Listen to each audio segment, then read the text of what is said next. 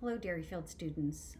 Tonight I want to talk to you a little bit about the events of today, January 6th. Today, a mob of people stormed our Capitol violently, attempting to disrupt what should have been a systematic, simple process of certifying the Electoral College vote.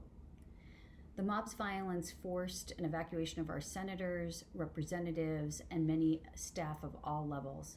One person died and others were hurt. It was truly a heart-rending day in American history. If you find yourself unduly worried by the events of today, I encourage you to reach out to our counselors, Ms. Perkins and Ms. Cheatham. I want to reassure you, though, that American democracy will prevail. It's prevailed for 245 years, and not because it's perfect, but because, in spite of mistakes, our democracy is able to self-correct. Democracy represents the will of the people, and so when the people learn, when the people become more enlightened, when society becomes more enlightened, the government grows and makes better decisions. An example of that is the late 1800s, when Wyoming was the first state leading the way to extend the vote to women and the ability to serve in public office. A great example of society becoming more enlightened and then democracy growing and improving. I've spoken after every election about the magnificence of American democracy's ability to transfer power peacefully. And I want to assure you that that is what's going to happen. It's enshrined in the 20th Amendment, and what will happen is the newly elected president and vice president will be identified and granted those powers on January 20th. So I just want to remind you again that the American tradition is going to prevail. So what does that mean at Derryfield?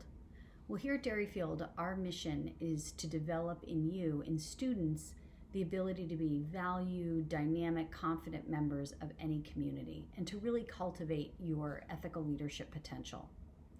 Today and tomorrow, your history teachers will give you the opportunity to discuss the events of today in class, and they'll frame it out for you, both with giving you a sort of a shared factual basis, and also framing it with our civil discourse standards, the way that we commit to listen to one another, to assume positive intent, to challenge ideas and arguments but not people, to be aware of our impact and to manage our tone, and to expect to learn from each other and expect to disagree.